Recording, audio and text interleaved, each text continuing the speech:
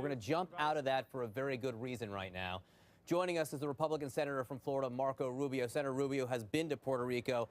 Thank you for joining us. Thank you for your help on the recovery efforts in Irma and here in Hurricane Maria in Puerto Rico. Senator, I want to ask you, you wrote this morning, conditions in Puerto Rico are getting worse.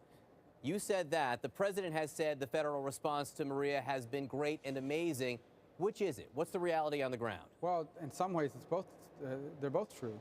The federal government has responded to the storm, and it's done so with a level of aid and support that would be sufficient for virtually any storm that could impact any part of the United States. Unfortunately, in Puerto Rico, the storm is so unusual in that it covers the entire territory after another storm just passed through, after the fiscal constraints they're operating under.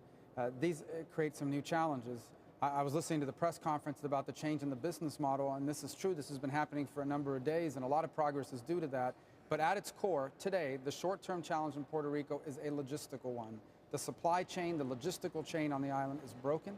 It isn't working because of the storm and other challenges, and it needs to be restored. And in my view, the only people who can restore it, who have the capacity to do so quickly in the short term, and then turn it over to the authorities there in Puerto Rico, is the Department of Defense. They're logistical experts. So it is good news that the Army Corps is going to come in and begin the process of restoring the power lines.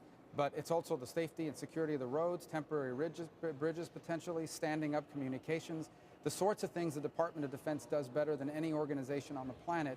That's what I'm saying. The business model they're talking about is the traditional business model of responding to a storm is the federal government comes in to help the local authorities. I'm arguing that at least when it comes to logistics, the federal government's going to have to lead, and they're going to have to put someone there with the authority to make these decisions and execute on them fairly quickly.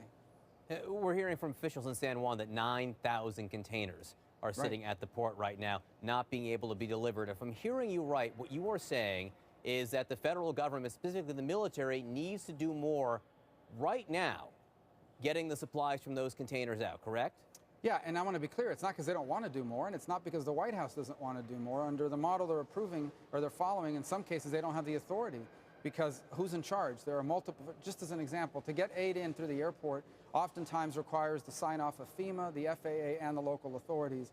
That could take some time, and in the process is creating some issues. But I would say a lot of aid is coming in. They're going to need more. They're going to need to replenish it. But you've touched on a cornerstone issue is, what about the aid that's already there? There's reasons why they can't transport it. They don't have fuel for the trucks. They don't have driver for the trucks. They don't know if the roads can hold those trucks in some places. And if it's insulin, as an example, once it gets there, it has to be refrigerated. Do they have the temporary power to refrigerate that medication? These are real challenges that the government of Puerto Rico on its own will not be able to confront. We need someone in charge of that with the know-how of logistics, with the capability to restore logistics, and with the authority to make decisions quickly without having to check with 18 agencies and get a bunch of sign-offs that could add days to the process. So the business model as it is and was just discussed at the White House, you believe that needs to change? I think they need to continue in the trend line that they're following, and that is, to be frank, I think that at least when it comes to restoring logistics and the distribution of aid, the federal government is going to have to be in charge of that, primarily through the Department of Defense, with the authority to make decisions quickly about what comes in, how it's going to get there, and if there are not on-island capacity to distribute it, bring in what the capabilities they need to be able to distribute it and to get it to the right places. That means the restoration of communications and power as part of that. Senator, you were right in the middle of the aftermath of Hurricane Irma in Florida, right in the middle again in Puerto Rico and the aftermath of Hurricane Maria. Do you see any differences in the type of response or the urgency in the response from the federal government to Irma and Harvey even than what you're seeing from Maria? Because that's what critics are saying. No, I can't say that that's true. I don't see it. What I do see different is the challenges are less. Florida, even though it impacted the entire state, it pushed us to the brink for a couple of days. We were able to bring in power crews, all right? As an example, we had this historic number of trucks in the state restoring power. That wasn't possible in Puerto Rico. It takes 5 days from Miami and 7 days from Jacksonville to barge that stuff in. In addition, they had already been strained. They had just restored power. So whatever supplies they had to restore power were not in place. The other is we still had functional local governments that could communicate with fire and police and to the outside world.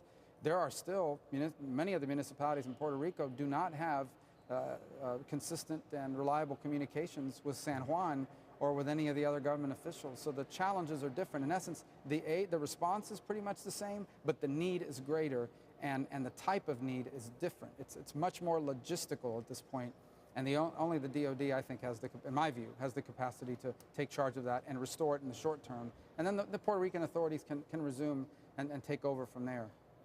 Senator Marco Rubio, thank you for being with us. Thank you for your efforts here and in the aftermath of Hurricane Irma. You've been working hard the last few weeks. We appreciate it. Thank you.